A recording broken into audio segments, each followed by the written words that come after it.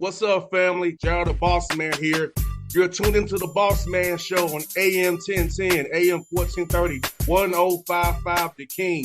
Let the King out at 105theking.com and the Bossman Show at bossmanshow.com. Hit me up on Instagram, the Bossman Show, Twitter at Bossman Show, and Facebook, Bossman Show. It's the Bossman on your radio. Listen to the Bossman Show with your host, JR, Saturdays at 9 a.m. right here on AM 1010, The King. What's up, good people? BetOnline is your number one source for all your betting needs. The latest odds, lines, and matchup reports for baseball, boxing, golf, and more. BetOnline continues to be the fastest and easiest way to place your wagers, including live betting and your favorite casino and card games available to play right from your phone. Head to the website or use your mobile device to sign up today and get in on the action. Remember to use your promo code BELIEVE, B-L-E-A-V, for your 50% welcome bonus on your first deposit. BetOnline, where the game starts. BS3 Network, changing the way you watch TV. Yes, BS3 Network, changing the way you watch TV, covering content and hot topics from A to Z, sports, music, society and culture, movie reviews, you name it, we have it. Check it out on bs3network.com or check us out on Roku, BS3 TV on Roku, as well as check out your favorite podcast on all podcast platforms or Spreaker.com/BS3 Network. You are now tuned to BS3 Network.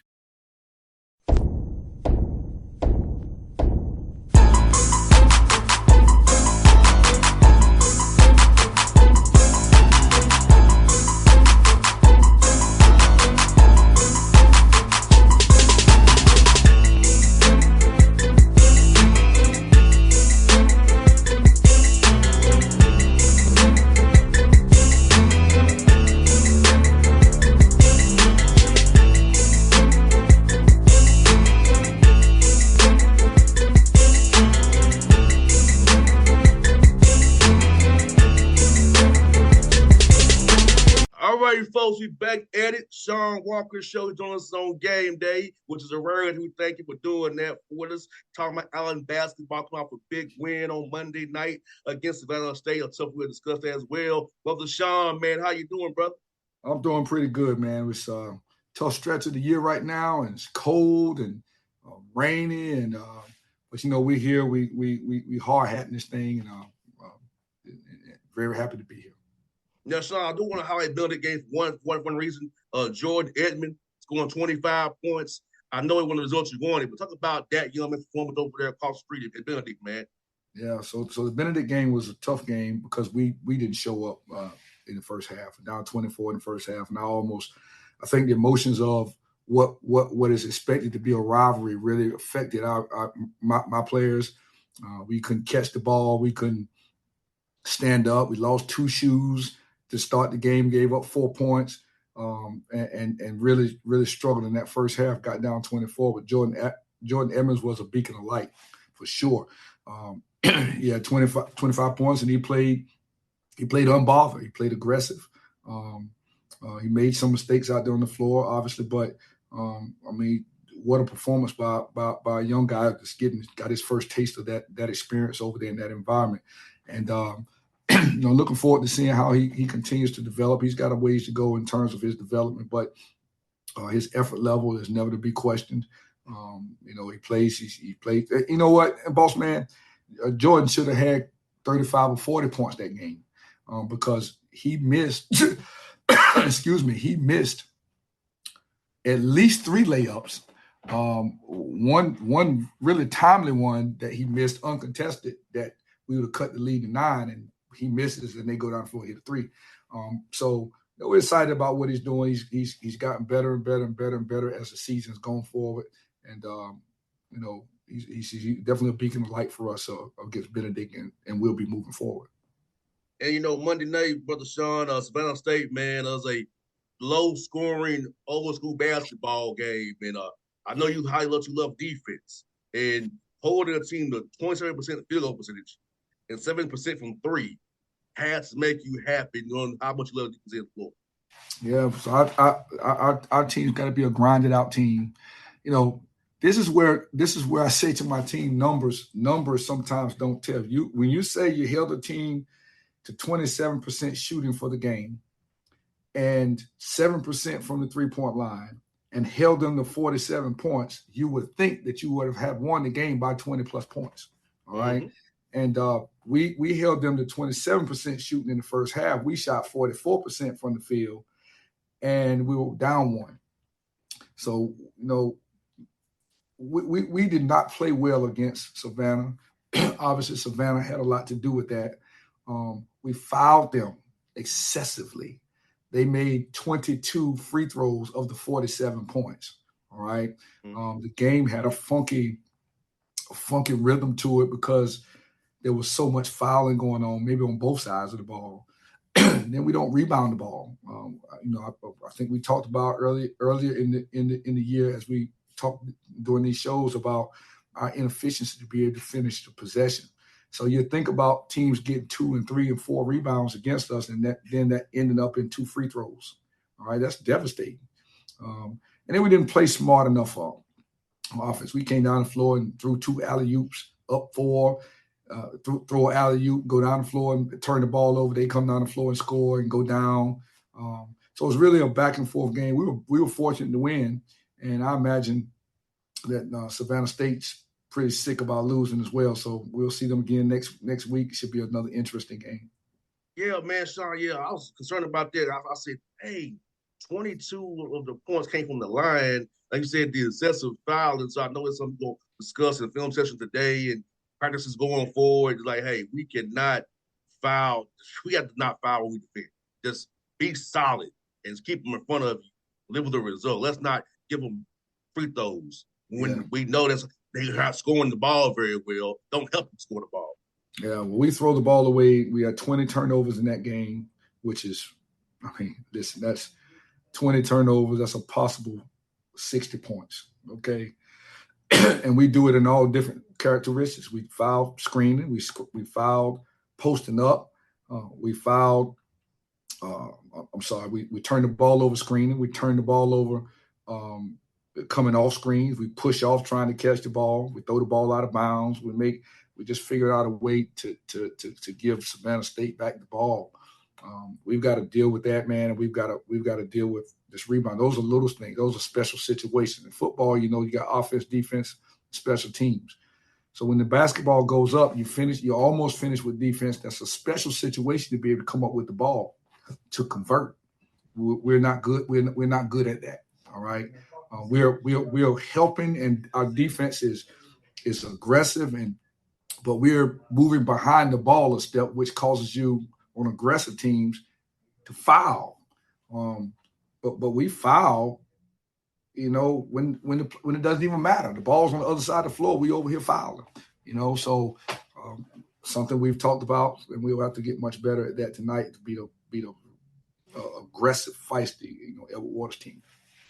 No doubt. And Shawn, what's good is that late game, you got that late game layup needed, execution in that regard. They found that resolve to get that last bucket for you, man.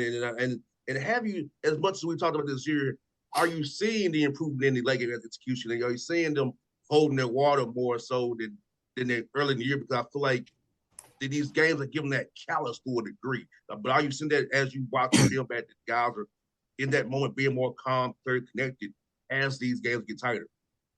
Well, if you go back and take a look at all of our games, every one of our games is super tight. All right. We have more experience in playing one possession games than anybody in this league. And let's think about a week ago, we were up on Albany State, 24 points with under 10 minutes on the clock. And with 20 seconds on the clock, they took the ball out of bounds to possibly go up. All right. We ended up winning the game by 5. The game wasn't even close all the way through. I keep coming back to Tuskegee up 11 with under 2 minutes on the clock almost and losing their overtime. We've won a bunch of one possession games. It's a testament to my young people. But what we've got to do is we can clean some things up throughout the course of the game so the game doesn't have to come down to a one possession game. We are seeing some growth. We had the ball in the last 15 or 16 seconds to win that game, but we were able to get a stop under 20 seconds to get the ball and finish the game. So, defensively, I think we're in the top 2 or 3 in the league in defensive efficiency. Teams are shooting under 40%. We lost to Benedict by 19 the other night. They shot 39% from the field. So our defense is good enough to win. And to be a championship level team, you need to be in the top 3 in defense and the top 3 in offense. So we got a ways to go. We haven't connected those dots yet. No doubt, Shawn. You know what, man? Like you said, man, at least defense can travel for you. Offensively, try and get these young men to know what's the right shot and what's their shot, and not trying to live outside of what you are. I think that's something that these young men on all levels of college basketball have to understand. What is your strength? What is my weakness? Let me live within my strengths, not hurt the team with my weakness because my ego wants me to do something else that I'm not capable of doing. And I think as we go, as you keep coaching these young men, they'll realize, hey, if we do play to my strengths, what Coach Walker wants me to do, we will be in here winning more games. Yeah, so that's a stretch for us. You said a mouthful there. A lot of times we're in an era that when you suggest to young people that this is your strength and this is your weakness and stay away from your weakness, they take offense to the fact that you said they had a weakness, all right? And now, opposed to them playing in their strength, they spend all their time trying to prove you wrong about their weakness. And so now there's a tug of war that the coach is going to win. You know what I mean? The coach is going to win because, ultimately, not only are we doing what's in the best interest of the young person, that individual, we need to do what's in the best interest of our team. And so we find that to be a problem for us a lot, where guys will step out of character just a little bit and we have to bring them back in. But shot discipline is so important. And shot discipline is a direct correlation to transition defense. So if I shoot the ball out of balance, I can't get back. If I shoot the ball out of the connectivity of the group, then my right hand doesn't know what my left hand is doing. I can't get back on defense. It puts us on our heels. So we do have some issues with that, and we're working through that even this late in the year. It's going to be February 1 tomorrow. After tomorrow, whatever happens tonight, we're going to have 8 games left. All right. And a tournament. So we need to fix those things now. My team should not be developing much more. We should be hitting on all strides at this point, and it's going to come down to the fact of, for us, everybody knowing what your job is, knowing what your role is, being a superstar in your role, and we could be a dangerous team. And Shawn, I remember Nate McMillan called those things shot turnovers. You can take a bad shot and put us in transition. He just called it a shot turnover. We need to avoid those things. You put us already in cost match. He called it cost match conflict. Right. And it's those are killers. And I think when young men realize that bad shots are pretty much like turnovers as well, that'll make them, more so locked in. Because Nate McMillan would chart them with turnovers.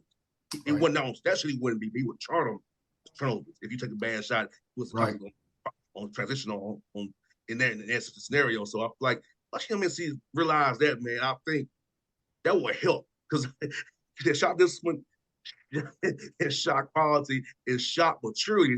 He call it shot maturity. That's right, man. That's a hell of a thing, man.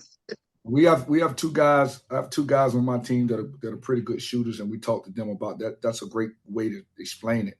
Obviously, Nate was a professional coach, but that's a great way to explain it. Shot maturity, and I'm gonna write that down because that's an awesome way. Matter of fact, when I leave here, I'm gonna go into my film session and give these guys that term, because if you have shot maturity, as you call it, you can make more shots. The question that I ask is, do you want to shoot or do you want to be a shot maker? Those are 2 different things. And so I can be a shot maker taking 8 shots a night and make 6 or 7 of them, opposed to just shooting the ball and make 6 or 7 or 20. I prefer to make the shots that I take. So I have to take the right shots and the ones, because every shot that I need to find the shots that I can't miss. Okay. The shot that I can't miss is the best shot for everybody. All right. That shot's a layup, hopefully, or it's a shot in the sweet spot that you have. And so, we find that to be the case inside with our post players and on the perimeter as well. And every team goes through that. And the best teams figure it out and are able to play together with a connection that's very difficult to beat. Yeah, because I can remember him. He was like, "Are we gonna be shot mature? Mm-hmm. Or we gonna be shot immature?" I know that's code for somebody else, but you get my drift. But are we gonna be shot mature or shot immature? Right. That's right. Are we gonna play to where he called it hot zone? We're gonna play to our cold zones. Right. So David Miller was a very tactician about shot maturity, shot immaturity, and I feel like once young men understand that terminology, kind of put it that way, I think it helps them grow as players. I think it helped our young guys in College Park, helped our young guys on the bench. He would talk about shot maturity. Right. I think it's a great concept, one that I just picked up. No doubt. And you know what, last point goes, Shawn, what do you see on film from Cabral Huff? I know they put out some zones, some man. So what do you see of him on film and how he got his team going year one at Edward Waters, man? He has a heck of a team. They're super athletic. They're super, super aggressive. Tonight's game is going to be. We got to try to keep tonight's game from being a track race. We can't race with them. They're thoroughbreds, and it's amazing. He's kind of changed styles in the middle of the year, and they're coming 100 miles an hour every possession. All right, and I'm talking about on defense. I'm talking about they're trapping the rebound. You're seeing traps and pressure every possession. And this is to be honest with you, what they do well is what we do worst. So the team that plays their style the best tonight is going to win. It's an important game. We're vying for 4th place, right, to be right behind Benedict, Morehouse, and Clark on our side of the league. Tonight's game will formulate on this first half and what that is. But we've got to figure out how to come out and play. They're going to be a super formidable opponent. They're tough, athletic, good size. Everybody can shoot. Everybody can run. Everybody can trap. Everybody can rebound. They play with a toughness. Coach Huff done a phenomenal job, and he has somewhat of the plight that I have to rebuild the program in year one.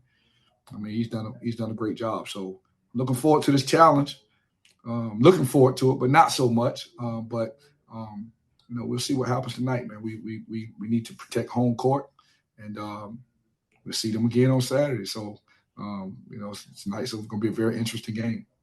No doubt. Shawn, congratulations, man. You got the 10th win, the most wins that Allen had in the past few years, and also 10 wins for time, and Allen's being in D2 now. So I know it's year one for you as you rebuild this thing. Yeah, but congrats on that, man. You're doing a hell of a job, and I know you'll get this thing turned around here the right way for sure.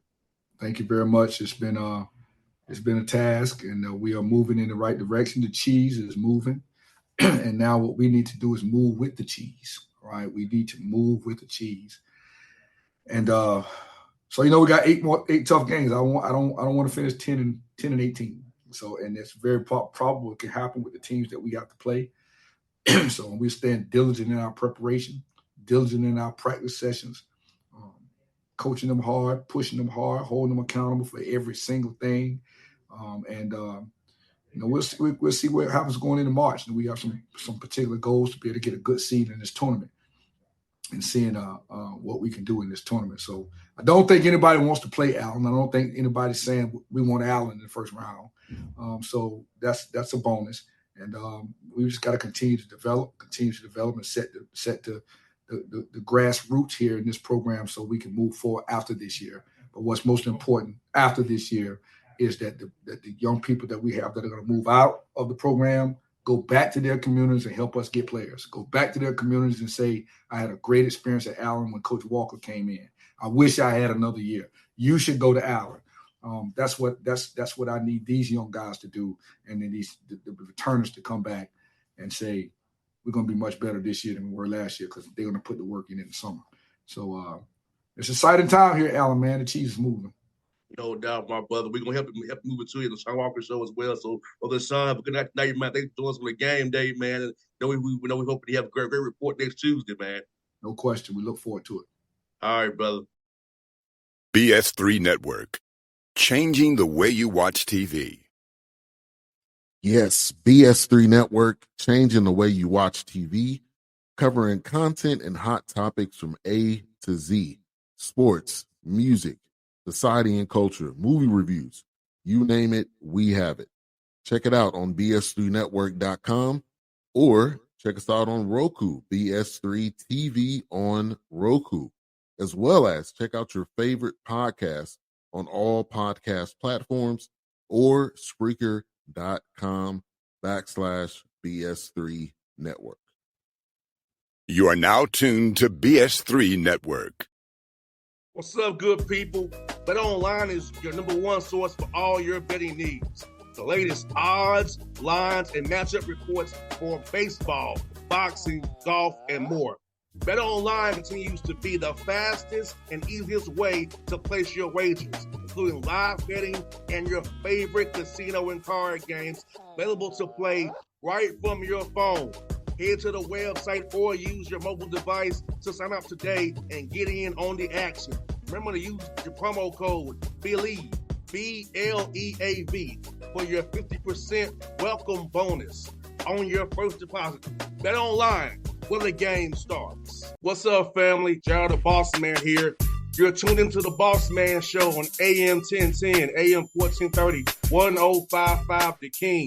Let the King out at 105theking.com and the Bossman Show at bossmanshow.com. Hit me up on Instagram, The Bossman Show, Twitter at Bossman Show, and Facebook, Bossman Show. It's the Bossman on your radio. Listen to the Bossman Show with your host, JR, Saturdays at 9 a.m. right here on AM 1010, The King.